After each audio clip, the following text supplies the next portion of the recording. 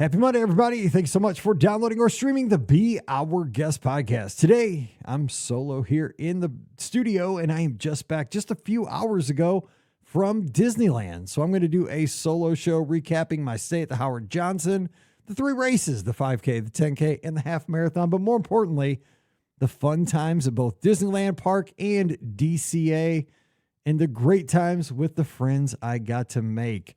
So lots and lots of stories from Radiator Springs Racers, eating Monte Cristos with friends, paint the night. It's worth a trip in its own. So strap in. We're going to take you all over. So you might want to get a napkin ready because powdered sugar is going to be flying everywhere. We're going to have a great time talking Disneyland. So here we go. But don't forget, our shows always are brought to you by the Magic for Less Travel. We are standing by to help you plan an amazing Disneyland, Walt Disney World, or Disney Cruise Line vacation for no additional cost to you. Check that all out today over at themagicforless.com. Please also use our Amazon affiliate link, beourguestpodcast.com/Amazon, anytime you do that online shopping. And please continue to support the show on Patreon. It's just $5 a month. And for that support, you get a bonus show called Mike in the Midwest. So coming over, we'd love to have you. Patreon.com/beourguestpodcast. Ready to take a trip to the world? You found the Be Our Guest Walt Disney World Trip Planning Podcast. This is where your memories come front and center on our podcast stage.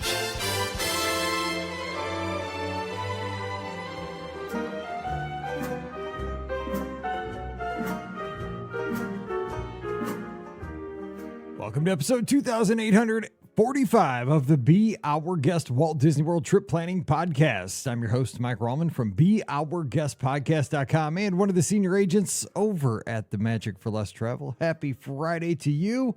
Hope you're getting ready for an awesome weekend. I sure am. And glad to be here in the Be Our Guest Podcast studios for yet another different type show.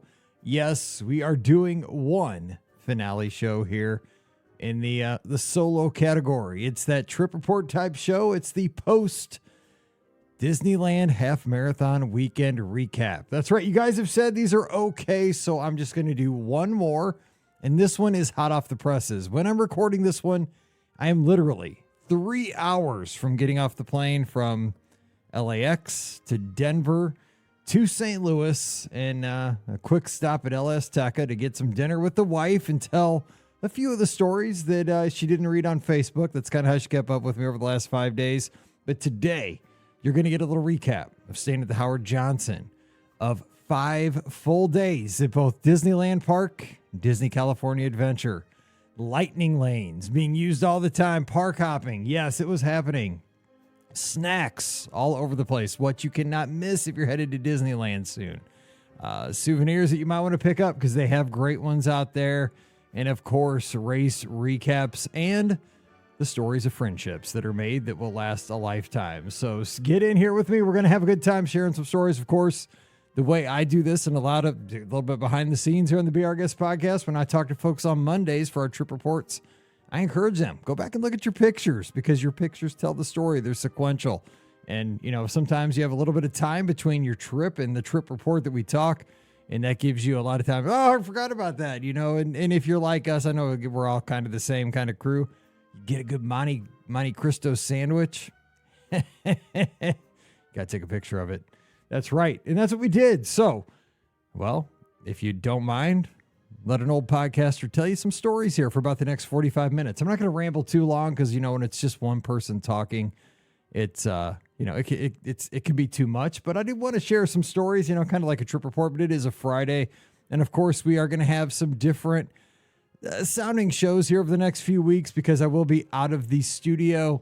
And I want to make sure that you have some shows to keep you company as I am, not being able to record here for a few weeks. I want to make sure we have some content ready to go. A little bit of evergreen content. So here we go.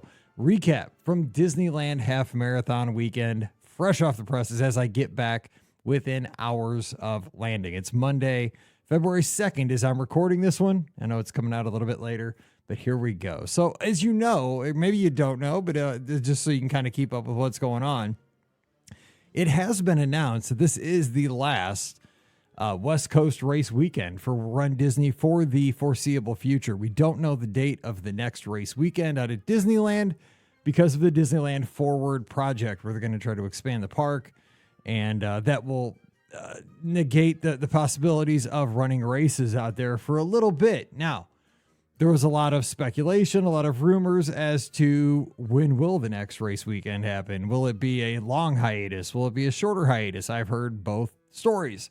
We don't know. But the thing is, kind of reflecting on this, as I was thinking about it over my trip, over my 5 days out at Disneyland, either way, it made this one a little bittersweet, but it also made it a little bit more special.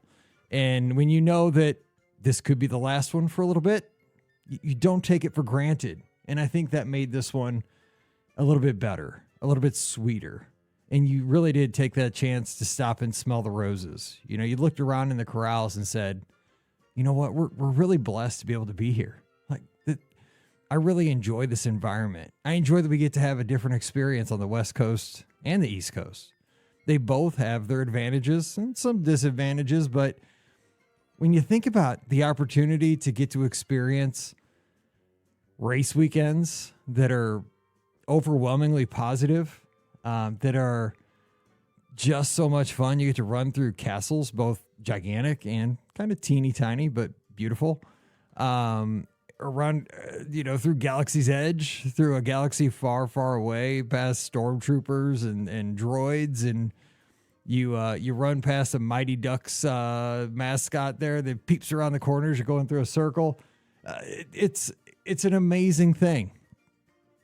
And when you know that this, you don't get this opportunity next year, at least for the next couple of years, you do got to kind of slow down and say, wow, this is special. And I think that a lot of us did that have run this for the last couple of years. It's a cool thing, especially for me coming from the Midwest. I enjoy these races for not only what Disney gives us with the great announcing, the safe courses, the awesome refreshments, the great shirts, the awesome medals, just the wonderful experience that you get overall. But on the West Coast, I tell this to everybody, and I know the people that are from, Raj and a lot of Teresa, all these folks that I got to meet, and we'll talk about this in a little bit. But just seeing the mountains when I was out on the course, there's a couple of spots where you're running and you turn a corner and it's sunrise and you're running towards a mountain range. That's unmatched. The natural beauty of our world. And you're doing something that's special. You're out there with other folks that are giving it their all, but you see the beauty of our earth with the sun rising on a brand new day. And you have the opportunity to get out there and push yourself to the limit and see what you can do as the sun comes up over a beautiful mountain range in California.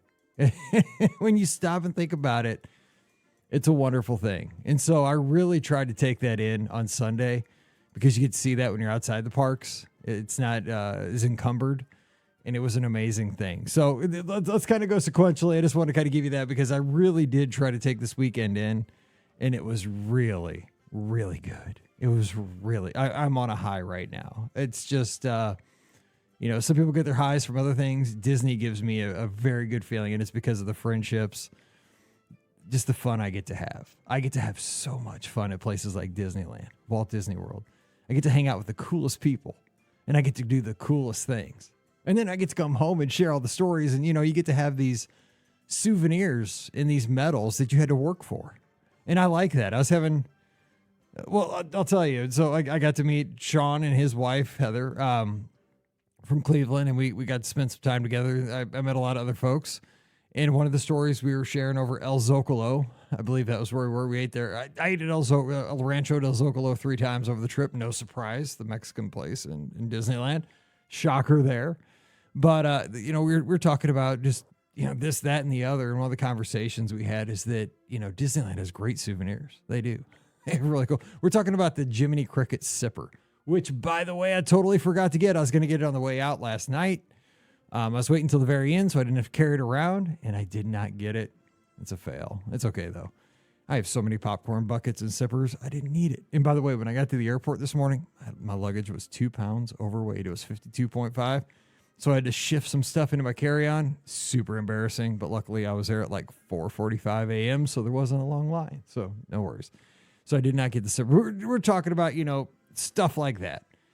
And somehow the conversation got to how I've always said my favorite souvenirs for me as a runner are the medals, because every medal is designed so cool. You know, they have something to do with the theme. And a lot of times they have the year. Oh, we were looking at what it was. We were looking at the medals from Disneyland this year, and they had a lot of them had like a 70 hidden in the background. Heather noticed, his wife noticed that the 5K medal that had Joy from Inside Out, I believe it is, on that medal, that it had a 70 hidden in the background. I didn't even notice it. This was like a day later. I think this was like Saturday, like after the 10K. And I'd had this medal now for like 36 hours. I had no idea that 70 was in the background of that one. I was talking about how I noticed on the 10K medal, you could, it was on Sunday. I noticed on the half marathon medal, it said 70 in the background. And I said, that is so cool that they worked 70 into the background of that half marathon medal for the 70th anniversary of Disneyland. And Heather says, yeah, the 5K had that too. I was like, what? It did? And then she pulled out a picture of the medal, because we didn't have it with us, and showed it to me. I was like, that is incredible. And so then we got talking about how I love, as a runner, that my favorite souvenirs are the medals, because every one of them has a story. You know, like, oh, I can look at that medal on my wall when I get home and remember, oh, it was super cold that morning, but we all suffered through a bitter. Thank God we weren't at Walt Disney World this weekend, right? Oh my gosh, we picked the right coast. But, you know, there's been times we've had super cold weekends. We've had super hot weekends. We've had, you know, all kinds of circumstances personally. Oh, that was the race. When I got that medal, that's the one where my toenail fell off of my third toe on my right foot. Whatever it is, there's a story, and you earned that. You know, it's different than walking in the Emporium and pulling out your Disney Visa and buying a t-shirt. Now that's a cool souvenir. Don't get me wrong. But when you have to walk / run 3.1 miles, that's a better souvenir, because you put in 3.1 miles of sweat, and you trained at home, and you sweat out the registration to get in. There's a lot of work put into that souvenir. And I think when you put in work for something, the reward is much better. So that's why I like those as souvenirs. That's just off the top. Okay, so let's get into just a few of the topics. I'm going to go super. I just love talking about this stuff. That's why I started the podcast. So first of all, flew directly to LAX. A lot of folks I was talking to flew into Long Beach. A lot of folks flew into John Wayne. A lot of options there. The best flights I had for the price and for the options were LAX, but I would fly into those smaller airports if I could. Got a nonstop. That's why I did it. Great. Got out to, oh, by the way, again, I did this the night before I took off. I had Amazon Fresh deliver to the Howard Johnson, where I stayed again, a 24-pack of Coke Zero, some Gatorade Zeros, and a box of Pop-Tarts. I know, this is Bachelor Life, right? And boom, it was there. So I ordered it the night before I flew out, and it was there the next morning before I even arrived. And I arrived at like noon. I think I got there at 12:30, and it was like when I went to check in at the Howard Johnson, like, sir, your groceries are here, and they just pulled it out from the back room, and it was right there. It was perfect. So if you're looking to travel to those good neighbor hotels, super simple. Use Amazon Fresh, piece of cake. I think for those three things, it was like $35. It was super easy, super convenient, nice tip there. So I just Ubered over from the airport and got there. I had my 5-day park hopper with Lightning Lane. I'm telling you, if you're going to Disneyland, just add the park hopper, add the Lightning Lane, and you're just going to have a ball. You just add it to your package. You're going to have a ball, because you can just ride something constantly with the Lightning Lane and park hopper, because you can just go back and forth from the parks, Lightning Lane, anything you want. You're just going to ride things. There's so many rides. There's so many attractions. There's always something to do. So I just went over to, here's the funny thing though. Okay.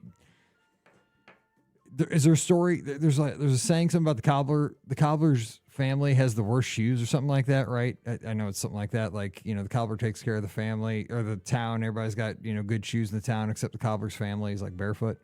So I walk up to Disneyland, the gates on Wednesday to go in. I'm pumped, you know, because I love Disneyland. I'm like a kid in a toy store. Let's go. Go up to the gate. I forgot to make park reservations for myself. I remembered making park reservations, but what I remembered making park reservations for was marathon weekend, because I have an annual pass out at Walt Disney World. And for some reason, I thought I was making it, in my mind's eye, I thought I had made them for Disneyland. And what I was remembering was when I made my park reservations for marathon weekend at World. So I'm like, oh, Lord, I don't have park reservations for the entire 5 days I'm here. Fortunately, there were park reservations available, so I just stepped to the side, made my 5 park reservations, and boom, I was good. And the thing is, you can park hop at 11, so it really doesn't matter. It's just, all it means is where you're going to start the day. And I got 4 out of the 5 days, I got the park I wanted to start with anyway. The only one I missed was Friday. And I just went to DCA, dropped Radiator Springs Racers, and had a breakfast burrito at Smoke Jumpers, and it was what I wanted to do anyway, so who cared? It was great.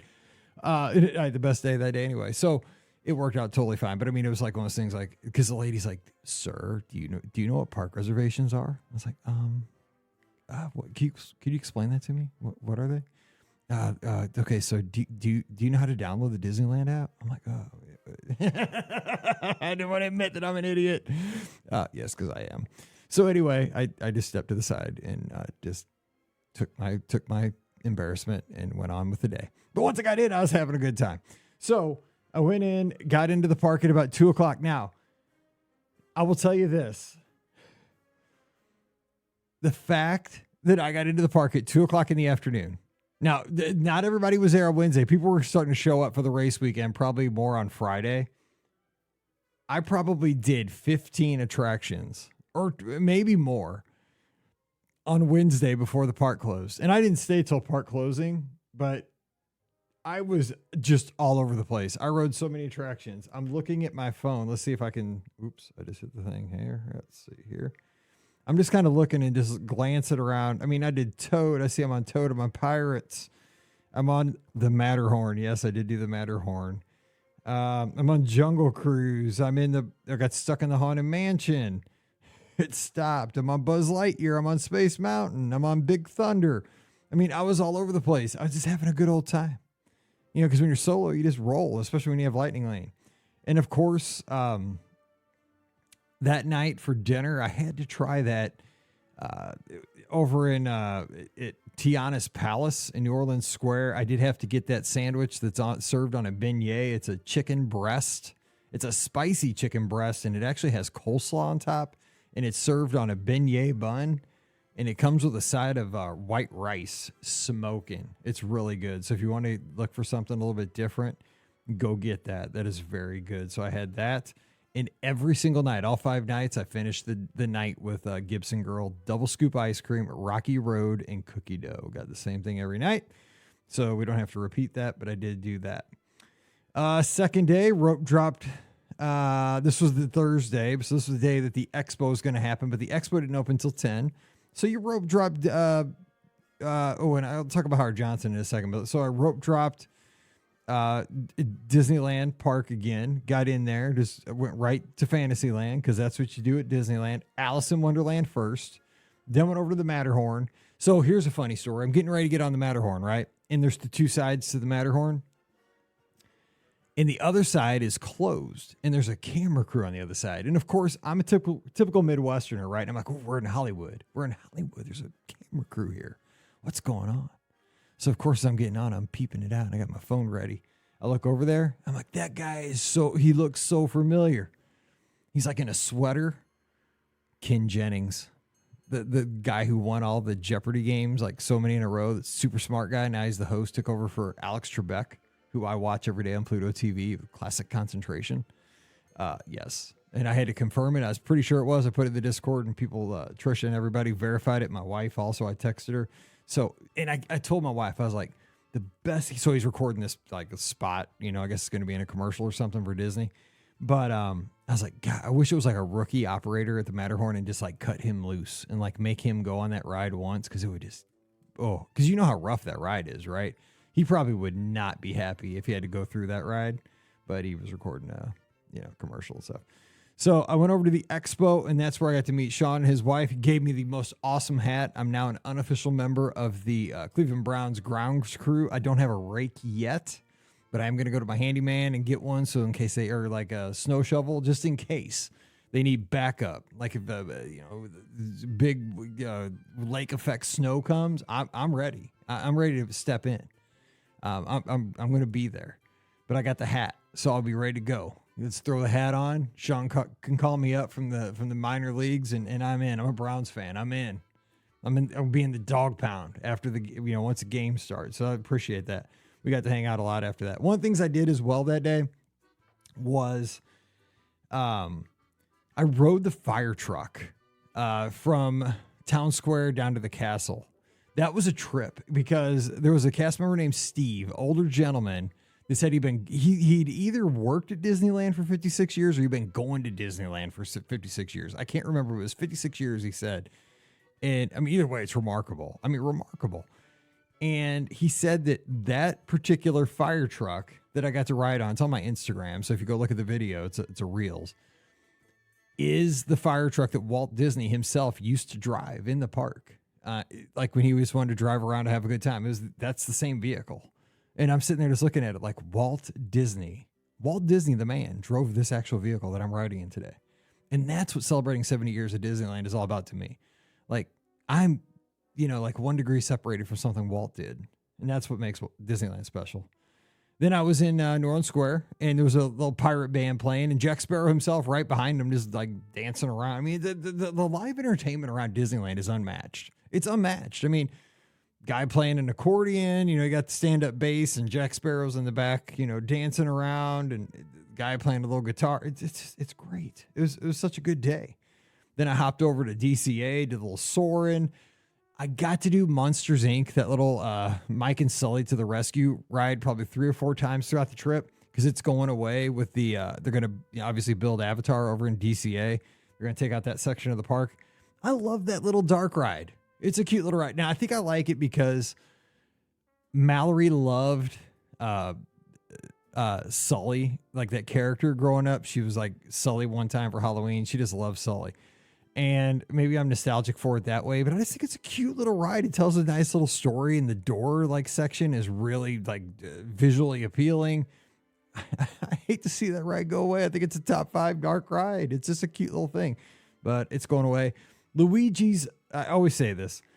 If you don't have a good time riding Luigi's Flying Tires or whatever that's called, where you get in the little Italian cars and just bop around and dance, and then at the end everybody spins together in sequence and everybody has to throw their hands up. And if you are not having a good time on Luigi's over in Cars Land, I don't know. Like, how can you not be happy? That is the most happy ride, and especially at night. I didn't do it at night because it was just not nighttime, but it's amazing. Then that night I hopped back over to Disney. Again, you got to hop. You got to be ready to hop. Be like Peter Rabbit, right? Hop back over to Disneyland, sourdough bowl of clam chowder. Oh, at Harbor Galley. So good because it was a little crisp, a little chilly that night. Not chilly, but it was dude, it's been freezing everywhere. Let's get real. I think it was maybe 68 or something. Oh, clam chowder in a sourdough bowl. Let's go. Sitting next to the sailing ship Columbia. So good. And then, of course, I ended the night with, what did I say? Gibson Girl. Now, let's take a break there and talk about, I stayed at the Howard Johnson. I had the room next door to the room that I had last year, Building 1, first floor. I requested that, and they gave it to me. That was awesome. And it's just a great hotel. Big room, 2 queens. It's got a microwave in the room, big fridge, big bathroom. And they really did support the runners. They had a runner spirit board outside, where everybody has to pass to head out to the parks, where everybody could write, encouraging notes on it. And there was just an energy there. It was full of runners. I know Craig was there.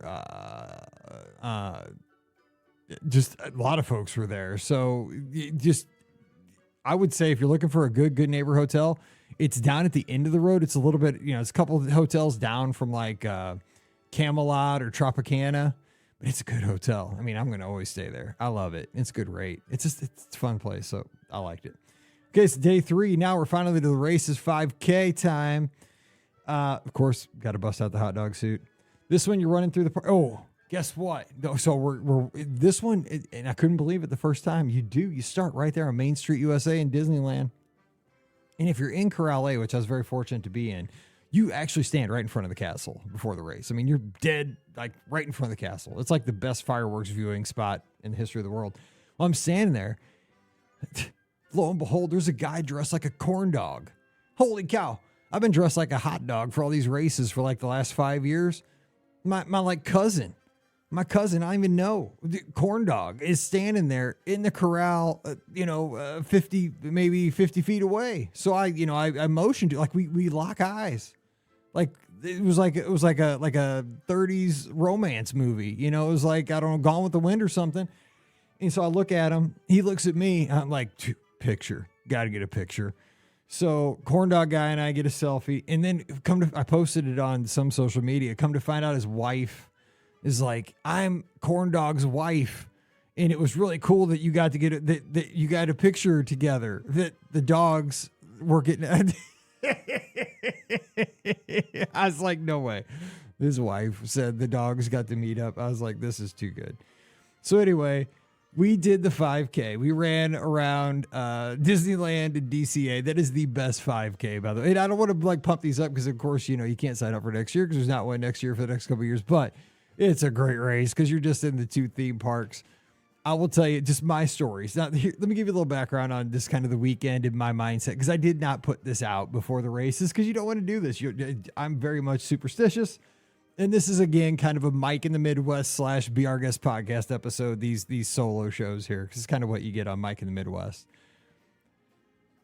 I had kind of a personal goal. I'm not getting any younger. I mean, nobody is, right? Every time you run, think about this. I'm very much into like the mental side of sports and the mental side of performance and the mental side of athletics. With my daughter being she's not a coach, but she's in charge of a athletic program.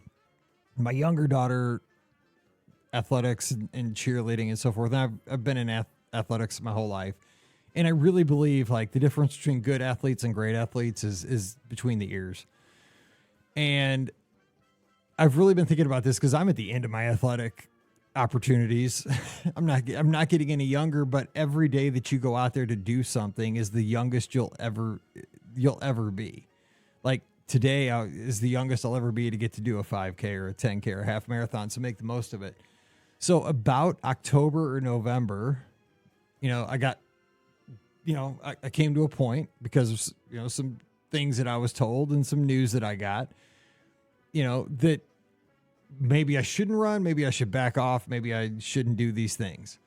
And so I came to a turning point and I said, you know what? And I didn't say this out loud to anybody, but what I did tell myself was I want to give one more shot to see what I could do. I want to push myself to the limit and see if I can get a PR in certain distances at World, in the Dopey, and then maybe, possibly, because the conditions can be better at land, it may be better them a couple weeks later out at Disneyland, because you don't have a marathon on the back end to have to worry about. Because the thing is, you can't go full bore on a half marathon at Walt Disney World because you would never be able to survive a full marathon on Sunday. But you don't have to worry about that condition at Disneyland.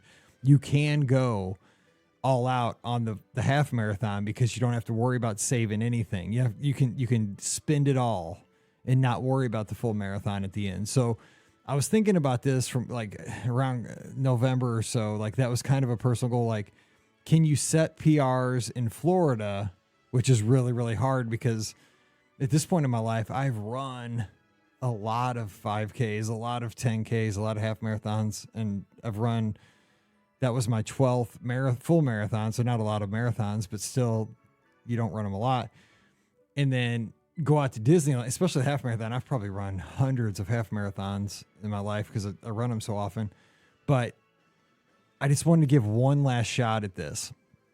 But I didn't say it to anybody until Saturday or Sunday morning. I posted like I'm going for something, and I told a couple people like over the weekend what I was doing. But on the 5K, so getting back to that, where I was trying to push for these PRs, because I did PR a couple things at Dopey, which was kind of crazy trying to do that at Dopey weekend. But getting back to how the lizards will pick you up, I wanted to give some shout outs to some people. Marco from South Carolina, one of our lizards. We ran the 5K together just by coincidence last year. And, of course, I'm in the hot dog suit. I'm in this big foam contraption. It's not hard to run in, though. That's actually a super easy thing. Yeah, people are like, is it hard to run in? It's not. It's just like a big piece of foam. It's really not that uncomfortable. It's pretty sweet because your legs are free. Your arms are free. the head stays on pretty well. It's not that bad. So if you're ever looking for a costume, the hot dog's pretty good way to go. So, some people like to wear. There was one lady that had like a headgear on that had. I guess she was like the Big Thunder Mountain Railroad. She had like a rock, and on top of the rock was the goat with a stick of dynamite in its mouth. Like that'd be hard. Like I give her credit. Anyway. So I'm running with Marco from South Carolina. Now, I didn't know this. Marco is super fast. I knew Marco was fast, but apparently Marco can run like under a 7-minute mile. I didn't know he was that fast. He's like elite fast, but I didn't know this really until like halfway through the weekend. Like he's super fast.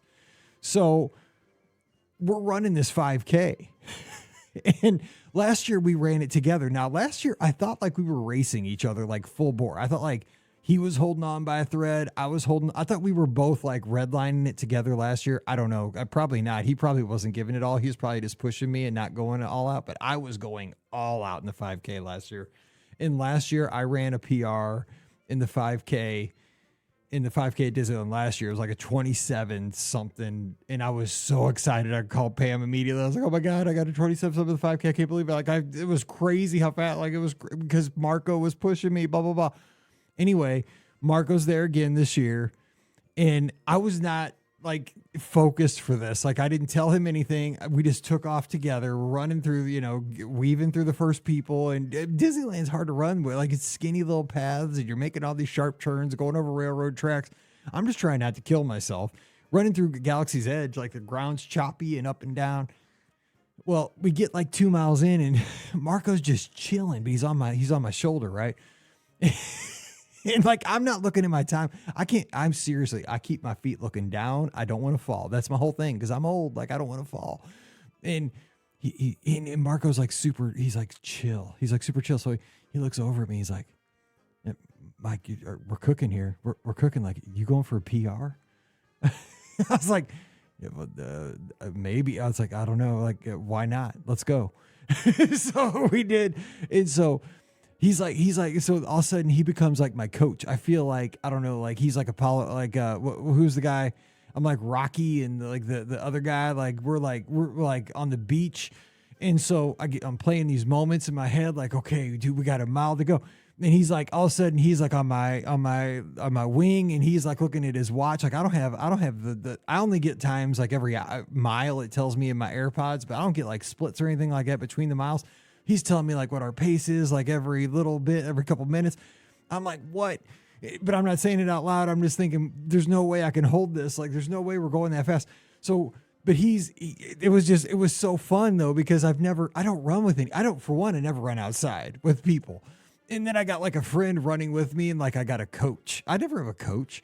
So we're having and like, he's like, okay, here come because we talked before, like I had never smelled the horses before. I'd never noticed that we ran past the horses. Like, okay, here come the horses. I was like, oh, I smell the horses this year because we ran past the horse pen.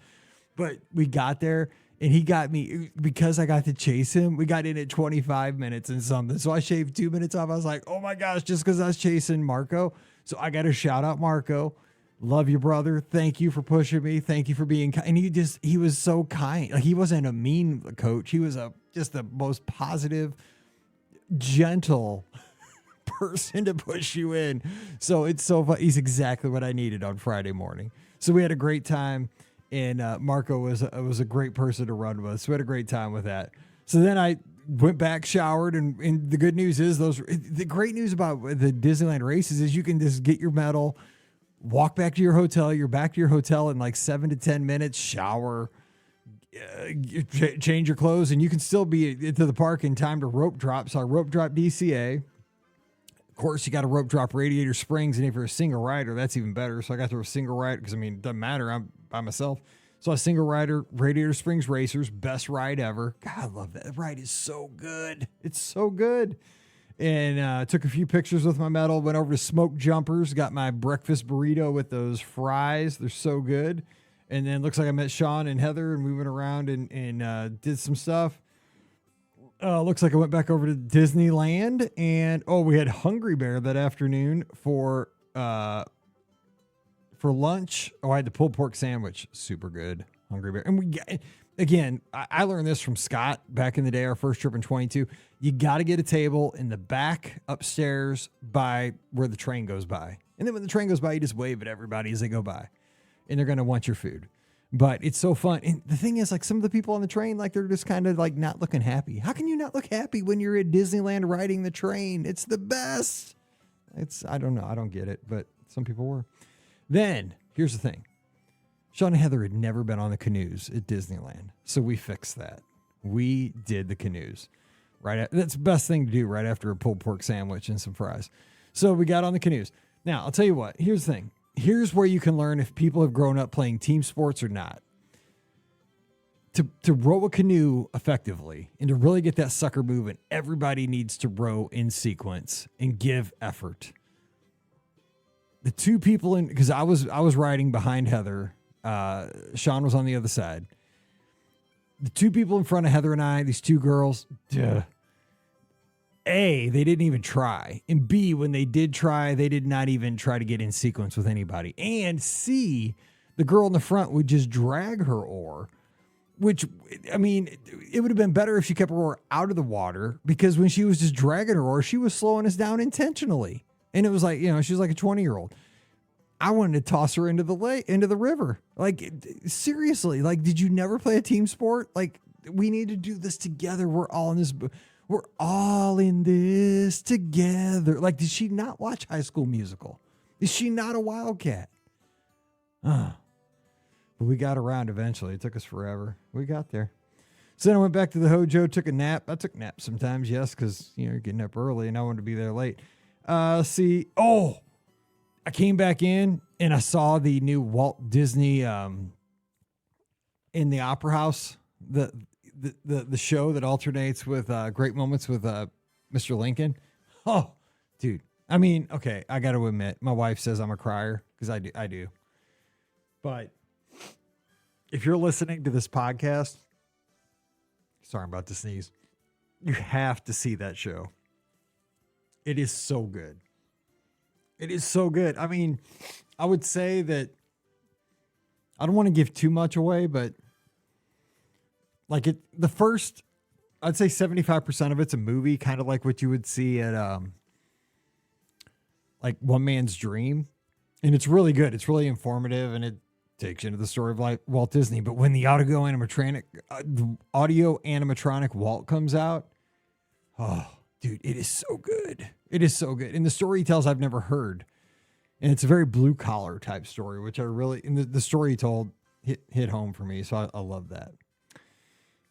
So that night looks like we did a little Red Rose Tavern for dinner. Good stuff. Love that place. Had to get my picture next to the Be Our Guests at the entrance. Oh, and then here's the thing. I got to see Paint the Night for the first time. I saw it twice on the trip.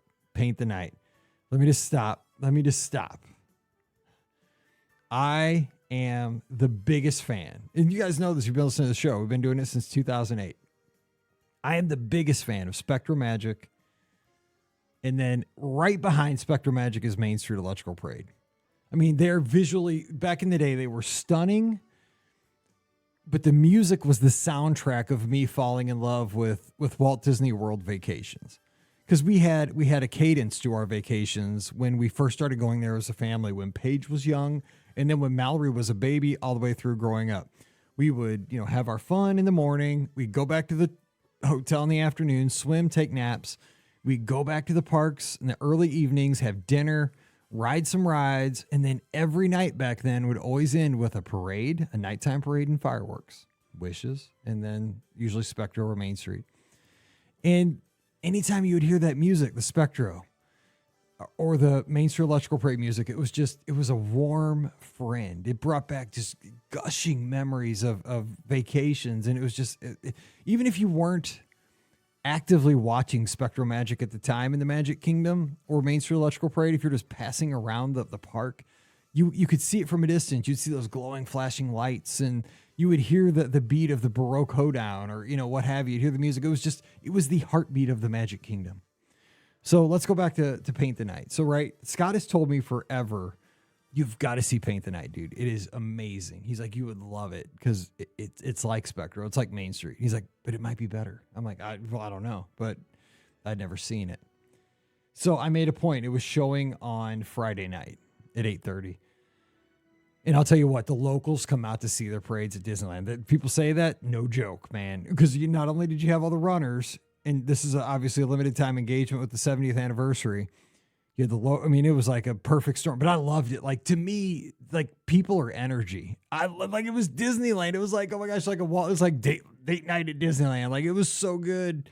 And so I was a solo this night. I was by myself. So I found a spot on Main Street where there were like 2 or 3 ladies, and they had a couple strollers and some babies, and it was right in front of Gibson Girl, the ice cream shop on Main Street. And of course the rope is there where you got to keep walking if you're, on the one side of it, and you got to be on the other side. You got to stop. And I just asked him, I said, like, do you mind? There's like a little spot. I said, do you mind if I stand like behind you? I will not block you. I'm in the very back. I said, I just take up one spot. I will not bother you. They're like, no, come on in. So I was like, boom.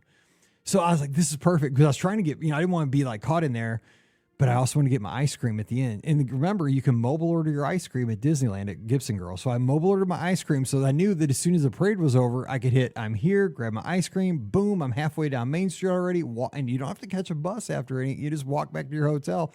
I was back to my hotel in 10 minutes. Okay, so that was the perfect spot. And I got to see it on Main Street. Let me just tell you, this parade has the coolest soundtrack, because it has the beginning starts off, it sounds like Main Street Electrical Parade in the electro-symphonic way it presents the introduction to the parade. And then the lighting has elements of Spectro Magic. There's even some floats at the very end. The Goofy, Donald, Minnie are on those balls. They're directly from Spectro Magic. There's just notes of Main Street Electrical Parade throughout the parade. But the floats are massive. I mean, they're massive. And there's so many of them. The parade is long. The parade might be 25 to 30 minutes. And the through song through the whole parade is that Wreck-It Ralph song, When Can We Do This Again? I love that song. That song is just, that song is so good. And the performers between the floats, the people who walk between the floats and dance and, and all, it's so good. I mean, I cannot, like, 10 out of 10 is not even good enough for this parade. So if you ever get a chance to see Paint the Night, go to the West Coast to make a trip for it. It is that, I'm trying not to be hyperbolic on this, but it is so good that it is almost worth planning a trip to Disneyland to see Paint the Night, in my opinion. All the characters are in there. I was stunned. I mean, Scott was already in bed because it was 8:30. It was 11:30, on the East Coast when the parade started. And I texted Scott. I was like, oh, my God, you told me it was awesome. No way. It was better than awesome. It was amazing. So it was so good. So the next morning, get up, 10K day. I was trying to I was in Corral C for the 10K. I was trying to get up to Corral A. Didn't happen. I asked at the expo. They wouldn't let me move up. They said I wasn't able to. But it was weird because between Corrals B and C, apparently there was an accident with somebody in Corral B. So we didn't start until about 20 minutes after Corral B. So there was a huge gap between Corrals B and C. And the person was okay, I heard. They fell, and I think they were on blood thinners, somebody said. So they were bleeding kind of bad, but they took care of them with professional help, and they were good later in the day, somebody said on Facebook. So that's great. So what happened was, I started in C, but it worked out fine because it was like being in A, because once you got going, there was a lot of clean running space, because obviously there was like a 25 minute gap between our corrals. So that left a great course to run, because again, you run 2 parks and a little bit of road on the 10K, and it was a beautiful morning to run. Did I say the weather? The weather was like 85 every afternoon and like 56 every morning to run. It was great. And got to get out there, ran a PR in that race too as well. Got to see many friends out there on the course, and just, so much fun. It was so good. So we did that. Then I, again, rope dropped the same thing. I did the exact same thing. I rope dropped Radiator Springs Racers, single rider, smoke jumpers, breakfast burrito. And let's see. Then I went over to Disneyland. I'm trying to look real quickly. I'm trying to make this too long. I met so many listeners throughout the time. Trying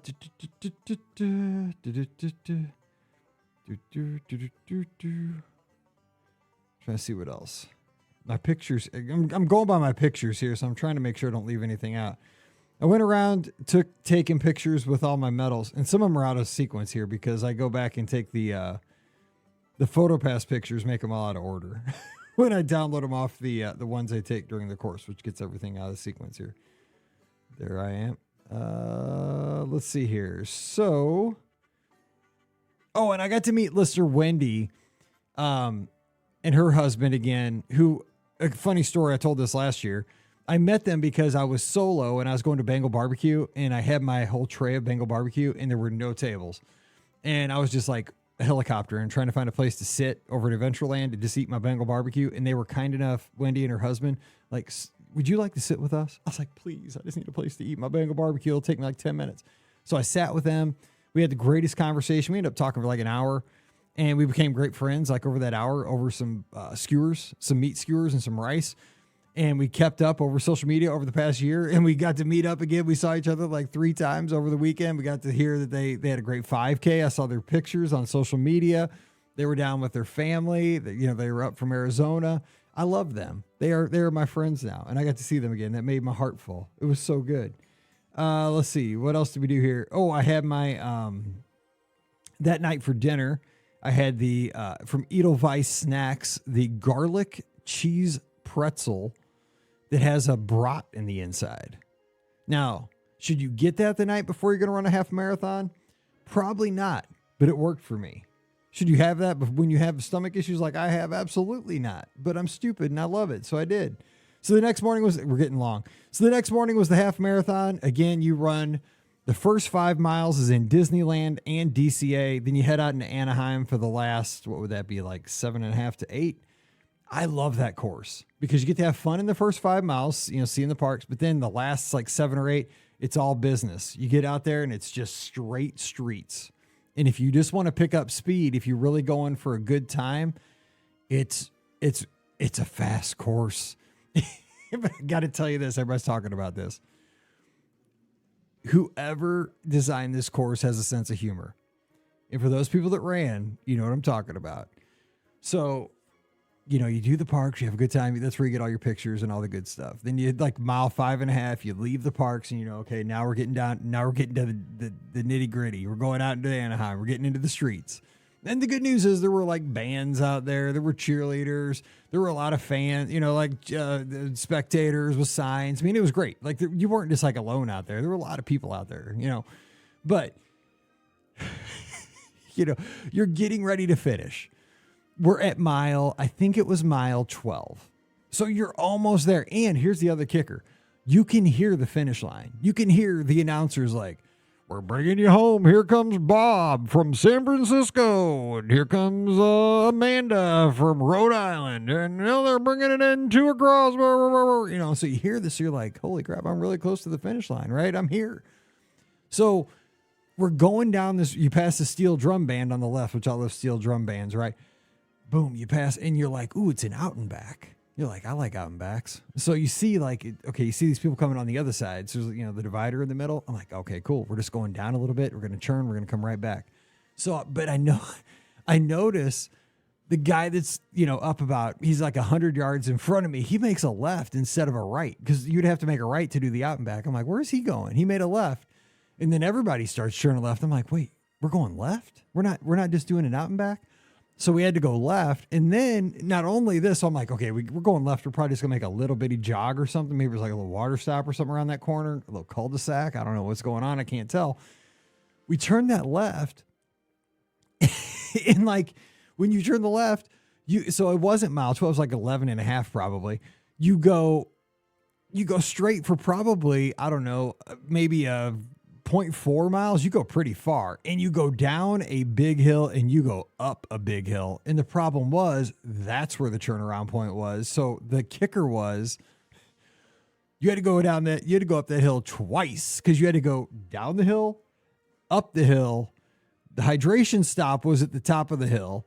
That's where the U-turn was. And then you had to go down the hill again after you went through the hydration station, back up the hill, and then you came back down that side that you thought you were just going to make the turnaround. Yeah. Whoever put that in there had a sense of humor, because I guarantee you, well, at least 75% of the people that were going down that first side probably thought, oh, we're just going down there, we're going to turn and come back. No. They psyched you out so bad. But then, once you're on the other side, you took a couple turns and then you were coming down and you had a little bit of stretch under a highway. Then you made it into the finish chute. But I know everybody went around that corner was like, oh, what's going on? Somebody just punched me in the gut. But it was a good day to run. That was where I had posted that morning before the half marathon that I was going to try to do something. My PR last year, I'd PR'd the half marathon last year at Disneyland because it's a fast course and it's not humid in California. And I've always wanted, it's just me. Everybody's built a little bit different, and it's not right or wrong, but it's just how I'm built. Like I'm kind of competitive. I want to always give my best effort. I always want to have a good podcast. I always want to try to give my best effort in whatever I do, being a parent, being a podcaster, being a teacher, being a travel agent, being whatever I am. I want to give my best effort. Even though I'm old, I still want to be able to give a best effort. It's still it's Run Disney, and it's still, to me, it's still a race. Am I going to win? No, I'm not going to win. There's a lot of people out there that are way better athletes and they're way younger and that are way faster. I get it. Davis is like unbelievable. He's out there just flying. I love seeing his times. He's amazing. He doesn't even look like he's working hard. But I always want to come to the finish line knowing that I gave my best effort that day. So, especially for the 13.1 that morning, I wanted to tell myself, because this is going to be my last race for a little bit. I'm not signed up for any other race. I'm not doing Princess or Springtime, and I don't do races typically in St. Louis. And I know I'm not going to be running here for a little while. I wanted to just leave it all out there because the weather was perfect. And I just want to see what I could do. And I know this sounds dumb, but I want to set an example for my girls, whether they're looking or not. Even though they're 29 and 18, I want them to see that I want to be a good role model for them, that they see that their dad at 52 is still trying to give an honest effort, is still trying to be the best he can be. It doesn't matter where you are and what you're facing. Like just always give an honest effort. It doesn't matter whether you're running a 16-minute mile, a 14-minute mile, a 20-minute mile. If you're working to the best of your ability, you're truly inspiring other people. It doesn't matter. I can't run what Davis can run. Davis can run those miles that are like 6:15. I'll never run that. And I know that, and I'm cool with that. But on this day, could I run 8:30 or something? I thought, I doubt it, but I was like, I'm going to try. I'm going to see it might kill me, but I'm going to try. Because usually I run on the treadmill at 9:30 and it almost kills me every morning. But I was like, I'm going to try. I'm just going to, and I told myself, I'm going to go out hard and I'm just going to hold on as long as I can. This is a terrible idea. Because a half marathon's about pacing. I said, I'm going to kind of blast early. And instead of pacing, I'm just going to blast and hold on until I can't. And I got about 3/4 of the way and I'm like, I can't. But I mentally told myself, just hang on for another mile. I just kept telling myself, just hold on. You're almost there. And that was kind of my strategy. You're not going to be doing this for a little bit. Just hold on. There's a lesson in that your legs hurt, your lungs hurt, but just hold on because the finish line is around that corner. It's literally, I kept telling myself it's in 27 minutes. It's 27 more minutes and that's it. It's like 4 more songs on your playlist. It's 3 more songs. It's 22 more minutes at this point. It's 12 more minutes. 12 more minutes is nothing. Think about 12 more minutes. You play those mental games with yourself. You're down to 3 songs. Your legs are killing yourself. Just 3 songs. Find somebody in front of you, Mike. Just focus on somebody in front of you. Just stay with them. They will drag you to the finish line. They'll drag you to that next stoplight. They will drag you to the next corner. And those kind of things. Playing those mental games is what I did on Sunday. And that's the kind of stuff because I wanted to get a PR. That's how I'm built. And I know, and I'm not saying we're all different, but that's my story. Everybody has a story. That was my story. And if you, there's no shame in anybody's game. Walk, run, walk the whole thing, because I've done all those things. My story is a long story, and I've done all those things. But on this day, that's what I wanted to do. And it could change in the next races. And I'm proud of everybody. And I love that we have everybody. I don't want anybody to think that it's any different. That was just my story on that day. And it was fun for me. Like I got to have a good time with that. And I will tell you, like, when you've been doing this as long as I have, and like I said, I've done so many half marathons because I run that distance a lot, that I really, truly wanted to beat 156. I mean, this was something I really, really mentally, I hadn't told everybody, but it's something I had kind of tucked away in my heart. I wanted to get one more PR. Like, I don't know if I'll ever get one again, but I wanted that 156 from last year. I wanted it really bad. I wanted 156. And when I came down the chute and you get to look up at the clock, and I know like Molly got a PR, there are a lot of people got PRs this weekend, and I'm so proud of them. I know Molly posted she got one. A lot of folks did because the conditions were great. And you know the feeling. Everybody knows the feeling. When I looked up on that clock, and this was the gun clock. This wasn't my clock. This was a little bit, because I didn't go off with the gun. I went a little bit later. I saw 151 on the gun clock. Like, I'll be honest, like maybe you saw the pictures on my Instagram. I had tears. I had a few tears because that's it. Like, it was so hard. Like, sometimes you don't run to your full potential. This one, I think I ran past my potential because I am super sore as I'm sitting here right now recording this. I'm really tore up, but I gave everything I had, but I'm so proud that I did it. I think people should be able to say that. I hope that I used to be a teacher, and I would tell my kids that don't be scared to say that you're proud that you gave a good effort. Like if you studied hard for a test and you got an 86, say that you're proud that you got an 86. Like somebody could have got, there were a lot of people that beat me, but I'm super proud that I came in at 151. I mean, there were hundreds of people that came in front of me, but I was the slowest guy on my baseball team growing up. I was never, and I'm still not fast, but I got my PR, and it made me happy. So I'm just going to leave it at that. It was a good time for an old dad. It was a good time.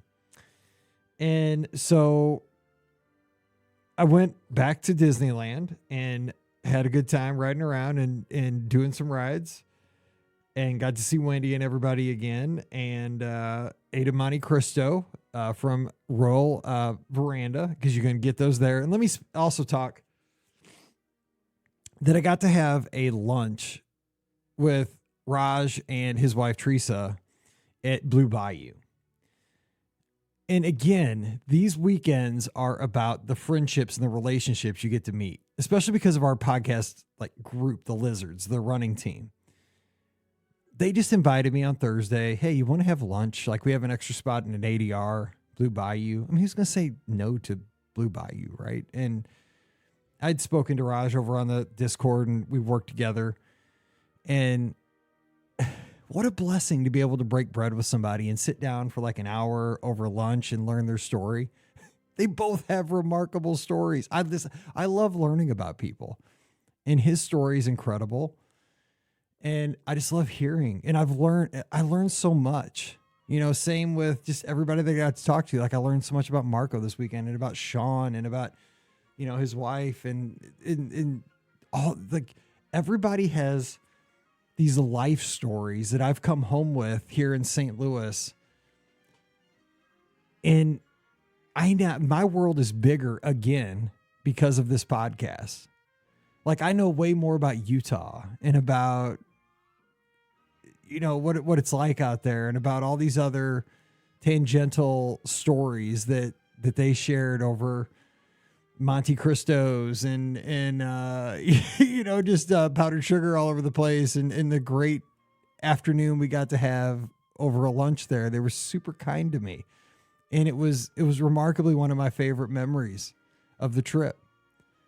And, Sean talking about his experiences with Cleveland Browns and so forth. I mean, it was, also Heather with hers as well. I mean, it was just, I learned so much. And the whole thing is we're all so alike. And Scott and I say this all the time. This podcast is a blessing because we have friends literally all around the world.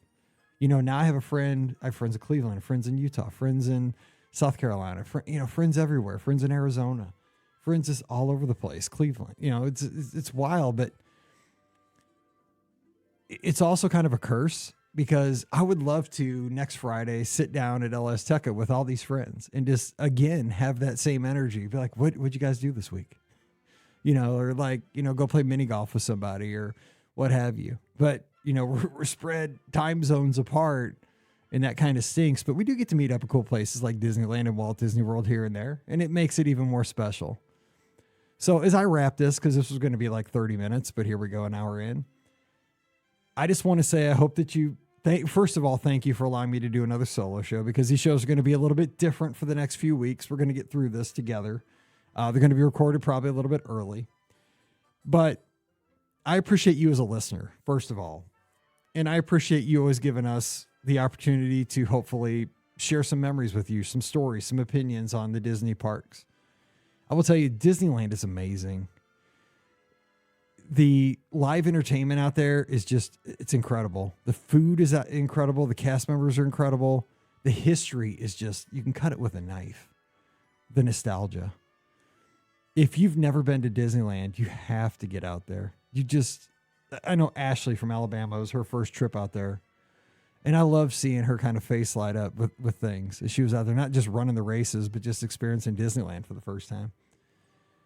It's a special place. And I hate that I didn't get out there till 2022 because it's so amazing. Walt Disney World is as well, but so is Disneyland. And I just encourage you, if you ever get a chance, go out there. You don't even, Disneyland Hotel is my favorite hotel. Don't get me wrong. If I had my druthers, I would totally stay there. But if you got to go with a good neighbor hotel, do that. But get in those parks. Stay there. Because even in a good neighbor hotel, it's kind of like the bubble. Once you get past the guy with the parrot on the corner, it's a little bit weird. But just walk past. But it's about the friends. It's about the memories. And it's about the Monte Cristos. Isn't that what life's all about? All right, going to jump out of here. Hope you're having a great week. Get ready for a great weekend. Don't forget, we can help you plan an amazing Disney vacation over at the Magic for Less Travel. Just swing by the website, themagicforless.com. Mention the show, and we'll take great care of you. No additional cost. We appreciate that so much. Just go over to themagicforless.com. Please also, especially while I'm out, use our affiliate link. It's beourguestpodcast.com/Amazon. Anytime you do that online shopping, that really does help us out. And please continue to support us on Patreon. That will keep us going here. Mike in the Midwest might go, we might miss a show or two throughout that, but I'll try to get those out there as much as I can. But I promise I'll make up for it. But again, you can support us over there, $5 a month. And that's at patreon.com/beourguestpodcast. And also follow me on social media at beourguestmike. That's on Instagram, x.com, and Threads. Come over to the clubhouse. That's free for everybody. We make that fun. It was going to be a Patreon exclusive, but it's more fun with everybody. So, hey, let's all have fun. It's like a message board live chat. It's at beourguestpodcast.com/clubhouse. And no live show this Sunday night, but we'll make up for it. I promise you. We'll catch up with that. So until we talk again, I hope you guys have a great weekend. Stay safe, stay healthy, and we'll see you real soon. You've been listening to the Be Our Guest Walt Disney World Trip Planning Podcast. If you have questions, comments, or would like to be a guest on the show, please visit our website at beourguestpodcast.com. Thanks for listening, and we'll see you real soon.